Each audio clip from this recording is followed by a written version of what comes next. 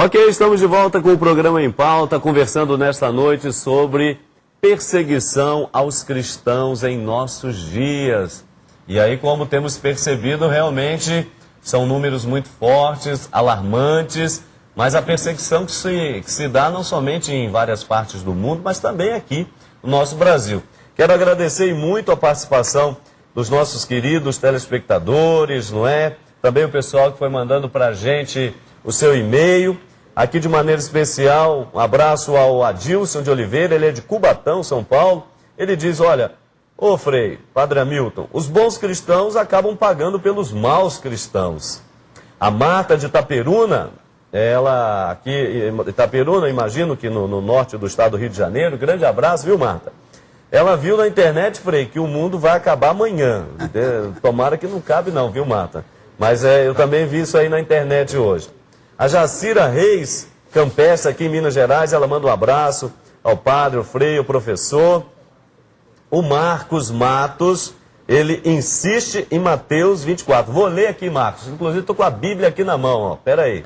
Segura aí que eu já vou ler. E o Frei Moser tem a Rita de Cássia de Brasília, no Distrito Federal. Ela diz, ô Frei Moser, por que a Igreja Católica perseguiu e matou muitos no passado? Antes da gente chegar no Mateus 24, responde aí rapidinho essa pergunta, Frei. Olha, da Rita de Cássia, de Brasília. Eu acho que é uma pergunta muito pertinente. Nós devemos fazer o meia-culpa, ou seja, reconhecer muitos erros, seja do passado, seja do presente. Então nós não estamos aqui para justificar, para endeusar. A igreja é humana. Ela carrega um tesouro divino, mas ela é humana. E nesse sentido também, em certos períodos, certos momentos históricos, cometeu graves erros. E hoje também pode acontecer. Em outras palavras, a igreja, ela não pode justificar os seus erros, mas ela deve assumir para assim ter autoridade para então realmente também apontar os erros dos outros. Ou seja, como diz a Bíblia, primeiro tira a trave do teu olho, para então depois tirar o cisco, não é? Do olho do seu irmão. Em outras palavras, é um contexto histórico, não é? Lamentável, mas que a gente tem que assumir. Alguém aí fez uma pergunta um pouco nessa linha. Os bons cristãos pagam pelos maus. Essa pergunta é muito inteligente. Porque muitas vezes há cristãos que comprometem a igreja pela sua atitude e com isso jogam a desconfiança sobre todo mundo. Ou seja, sobre toda a igreja ou sobre toda uma religião. Nós também, às vezes, fazemos esse tipo de leitura contra os muçulmanos. Não, porque ele é muçulmano. Não, gente, existem grupos radicais, existem grupos realmente que são muito violentos, mas existe uma grande massa de muçulmanos profundamente religiosos e piedosos. Não é? Então, eu acho que a gente precisa fazer uma leitura diferenciada. Tá certo, olha. O professor, o Henrique Ladeira, de São José dos Campos, no Vale do Paraíba, um grande abraço ao Henrique, está na sintonia conosco. Ele diz o seguinte, com o crescimento da diversidade religiosa no Brasil, é verificado também um crescimento de uma certa intolerância. O Estado pode interceder nesse problema? De fato, o Estado ele tem a obrigação, e isso está na nossa Constituição, no artigo 5º, que é a proteção da liberdade religiosa, da liberdade de consciência. Claro que alguns momentos a gente percebe um recrudescimento da intolerância, como a gente viu aí na década de 90, né, entre os próprios cristãos, que não é nada testemunhal. Então, eu penso que a gente, o debate tem que ir no caminho de compreender que o homem é um ser complexo, nós temos a tendência de tentar fortalecer as nossas convicções, mas temos que ficar sempre atentos que existe um outro à nossa frente, um diferente, que nos interpela a todo momento a ver nele também um irmão, alguém que é como nós e que busca encontrar um sentido para a vida, né? Tá certo. Olha, antes da gente passar aqui a participação também das pessoas nas ruas, né, dando o seu parecer, essa questão do Marcos Matos aqui, que insistiu em Mateus 24, claro, é o capítulo 24 do Evangelho de São Mateus, ele é extenso, ele fala a respeito do, você que conhece bem de Bíblia, né, a respeito do sermão escatológico de Jesus, ou seja, dos fins, não é? daquilo que virá. E especialmente aqui no versículo 9 ao versículo 14 fala a respeito das perseguições. E Mateus, aqui pela tradução da Bíblia da CNBB, se você não tem ainda, vale a pena tê-la, viu? Essa tradução realmente está maravilhosa, você pode ter aí pelo nosso shopping cançãonova.com. Então, diz Jesus, então, Frei Moser, vos entregarão a tortura e a morte, e por causa do meu nome sereis odiados por todas as nações.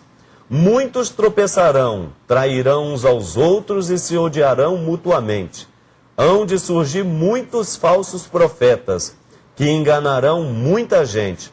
A maldade se espalhará tanto que o amor de muitos esfriará.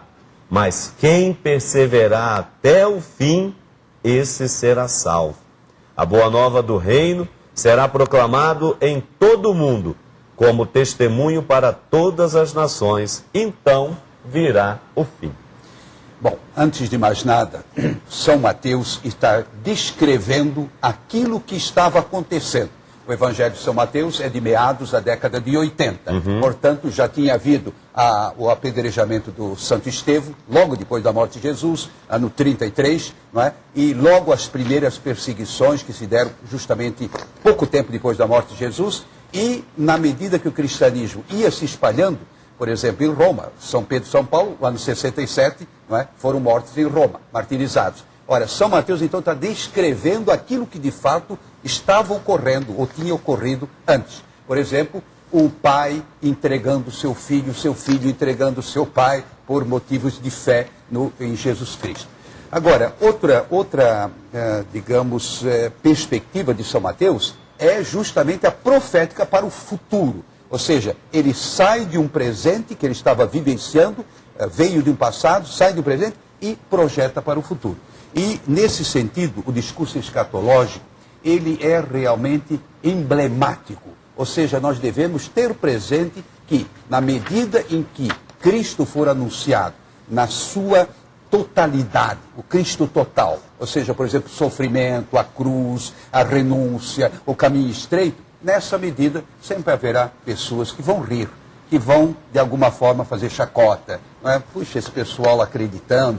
Então, esse texto de Mateus 24, Marcos, parabéns aí por ter insistido, é um texto fundamental para entender como é que o evangelista trabalha a sua vivência e, ao mesmo tempo, abre horizontes para nós. E quem perseverar até o fim vai será salvo. Tá certo. Nessa mesma linha aqui, perguntamos às pessoas nas ruas, será que pode haver diálogo dentro de uma casa quando os membros são de outras religiões ou cristãos, portanto, de diferentes denominações? Vamos acompanhar o que as pessoas responderam. Respeitando aí a opinião do outro, o diferencial que um atende pelo outro, tendo carinho, amor, pela a informação que o outro tem, ou a ideia que o outro tem sobre religião, cristianismo. Respeitando a religião uma da outra, né? Tem que ser assim, senão vai dar conflito. Eu respeito a sua, você respeita a minha, sem discussão. A sua opinião, né? Paz, harmonia, diálogo, amor, compreensão, tudo isso. Eu acredito, acima de tudo, no amor de Deus. E se as pessoas têm crenças diferentes, acabam sendo imposições do próprio homem. Então, eu acredito que é possível, sim, um relacionamento diferente, desde que haja respeito entre as partes.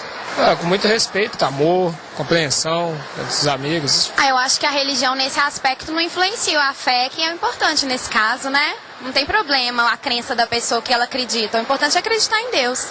É a fé que manifesta na casa, no lar, que traz alegria, paz, tranquilidade. Com respeito, né? Eu acredito que assim, quando você se respeita um ao outro, cada um tem a sua opinião. Tudo dentro de um lar, principalmente quando é família.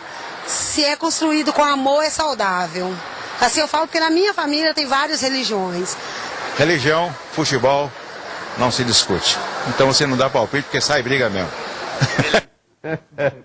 Tá certo. Religião, futebol, não se discute, né? Bom, se pode conversar, né? Discutir realmente não vale a pena porque pode sair briga, palavrão, conversar até que dá, não é verdade? Quero mandar um abraço ainda nos minutinhos finais aqui do nosso programa ao Gabriel de Petrópolis, não é? Um grande abraço para você, Gabriel, parabeniza pelo excelente programa. A Helena de Maringá, no Paraná, o Gevanildo Passos de Itabaiana, no Sergipe, um grande abraço aos nossos amigos aí de Sergipe, o Eduardo Carrara, a Ana Lúcia de Oliveira, o Henrique e Fábia de São José dos Campos, a Regina Lúcia Gentil de Juiz de Fora, aqui nas Minas Gerais, parabeniza pelo programa. Obrigado, e obrigado também você que participou conosco. O tempo é pequeno, não é verdade? O tema é muito amplo, mas é por isso justamente que eu quero pedir aqui ao Frei Moser e ao professor, por favor, uma palavra final, porque fica essa questão, né? O que fazer então frente a essas perseguições? Diálogo, oração, não é? O que devemos fazer? Então quero colher aqui uma palavra final, agradecendo, em primeiro lugar, aqui ao professor pela sua presença no nosso programa. Então, por favor. Muito obrigado, mais uma vez. Chama atenção para que nós temos que ter atenção com esse tema, porque diz respeito a uma das nossas principais direitos, que é a liberdade de consciência, a liberdade religiosa.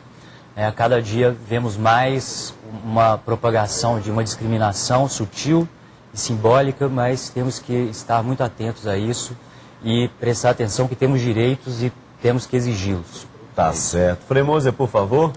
Eu diria o seguinte, dentro de um contexto plural, em que a humanidade sempre viveu, sempre houve pluralidade, nós devemos cultivar o respeito ao diferente. Isso não apenas em termos religiosos, mas também em todos os setores. Você saber dialogar ouvindo o outro. E, por outro lado, a coerência não significa fanatismo. Ou seja, você tem que ser coerente, você tem que professar a sua fé, mas, por outro lado, entender que nem todos vão compreender essa nossa fé. Porque a fé é um dom que Deus nos dá. E a fé em Jesus Cristo é um dom superabundante da revelação e nem todos, digamos, chegaram ainda, não é, a essa compreensão da mensagem de Jesus e, portanto, dos planos de Deus. Que o mundo plural constitua uma unidade na comunhão. Tá certo. Olha, nós queremos então agradecer e muito a sua presença, o seu carinho, a sua audiência nessa hora aqui para com a Canção Nova. Eu gostaria de terminar justamente com a palavra de Deus, enquanto eu estou pegando aqui o Evangelho de Mateus, não 24 agora nesse momento, mas Mateus capítulo 5. Eu quero dizer, antes de ler aqui essa última palavra da Sagrada Escritura, que você pode entrar em contato sempre com a gente, saber da nossa programação aqui na Missão da Canção Nova em Belo Horizonte através do nosso blog. Nosso blog é blog.cançãonova.com/bh blog.cançãonova.com/bh. Ali você tem acesso ao Em Pauta, a programação, a agenda desta frente de missão Canção Nova aqui no coração das Minas Gerais. E eu quero terminar com estas palavras do próprio Jesus, nosso Senhor, no Evangelho de São Mateus, a respeito das bem-aventuranças. Não a última, mas esta em que o Senhor ele fala no versículo 9. Felizes, ou seja, bem-aventurados os que promovem a paz, porque serão chamados filhos de Deus. A paz entre irmãos, a paz com pessoas de outras religiões, a paz. Jesus é o príncipe da paz e é esta paz que nós somos chamados a viver e anunciar. A você, grande abraço, Deus abençoe, um ótimo final de semana e até a próxima sexta, se Deus quiser.